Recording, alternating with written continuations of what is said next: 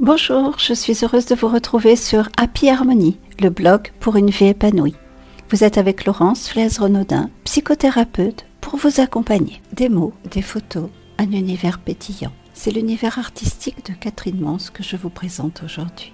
Une invitée photographe et écrivain. Comme vous le savez, tous les 2 mois, je reçois des invités auteurs dans Happy Books et photographes dans Happy Photographie. Aujourd'hui, ce sera la même invitée dans les 2 rubriques. Je vous invite à partir à la rencontre d'une femme pétillante que j'ai rencontrée au club Faute-Azur à Sifour en 2017 pour la première fois.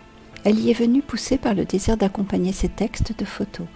Une démarche similaire à la mienne, en sens inverse, car en ce qui me concerne, je suis venue à l'écriture pour illustrer mes photos. Catherine nous offre un univers créatif et pétillant. En premier lieu, il est important de préciser qu'elle possède un univers bien à elle. À première vue, il s'agit d'un monde de mots et de photos, mais pas que. Sa créativité est enrichie de poésie, de peinture, qu'elle partage généreusement avec nous aujourd'hui, et je l'en remercie.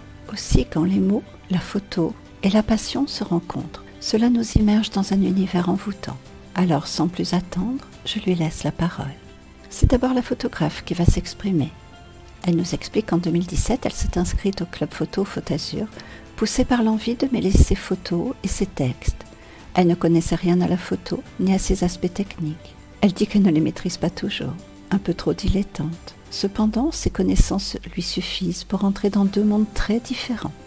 La photo de proximité et la photo créative. Dans les 2 cas, les histoires se racontent. La photo qui devait accompagner le texte devient elle-même un sujet à lire. La photo de proximité. En effet, le monde des insectes est fabuleux. Aussi, elle essaie de transmettre les étonnements qu'il lui provoque, afin que les personnes aient envie de regarder la terre qu'elle foule d'un peu plus près, et surtout qu'elles prennent le temps pour le faire. La photo créative. Quant à la photo créative, elle est plutôt introspective. Elle tente à faire surgir des images directement inspirées par des questionnements sur les sujets divers. Et tant de choses encore. Nous retrouvons également dans son univers la femme et le féminin sacré, le livre, la poésie toujours. Maintenant, rencontrons l'écrivain. Catherine nous dit que les mots la fascinent depuis l'enfance, et à 12 ans, la découverte simultanée d'Agatha Christie et de Baudelaire ont été un enchantement. Son argent de poche, passé chez un bouquiniste du centre-ville de Grenoble, où elle a découvert Boris Vian et Sartre.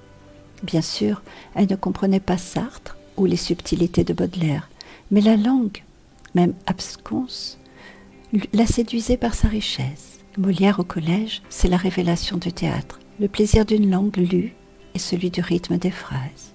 Roman policier ou poésie, pourquoi choisir? L'écriture d'un roman policier, c'est le bonheur de jouer tous les personnages sans le risque des trous de mémoire. Et la poésie, quant à sa poésie, elle n'est jamais introspective. Elle enfile la peau du poète et elle se met au service des mots et de la musique qui rythme les vers.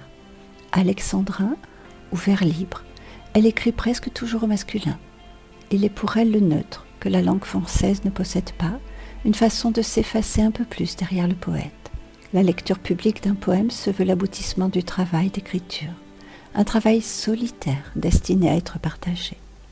Elle nous offre quelques mots, un extrait de vers libre, sans titre, issu du livre d'artiste Bleu Providence, dans lequel ses poèmes transcrivent l'histoire qui lui parvient des tableaux de Denis Robineau. Une écriture spontanée, surgit presque à réception de l'image reçue par courriel.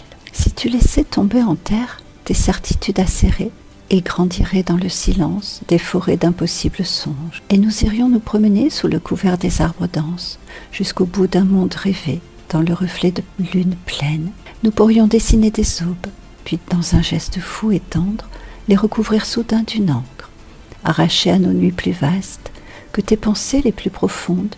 Si tu laissais tomber en terre toutes tes mornes certitudes, je reviendrais comme l'hiver t'envelopper d'un manteau blanc, et sous un ciel d'un bleu de Prusse, nous les ferions brûler ensemble. Nous verrions naître de leurs cendres les forêts jamais parcourues, nos bouts du monde imaginés. Catherine Mons.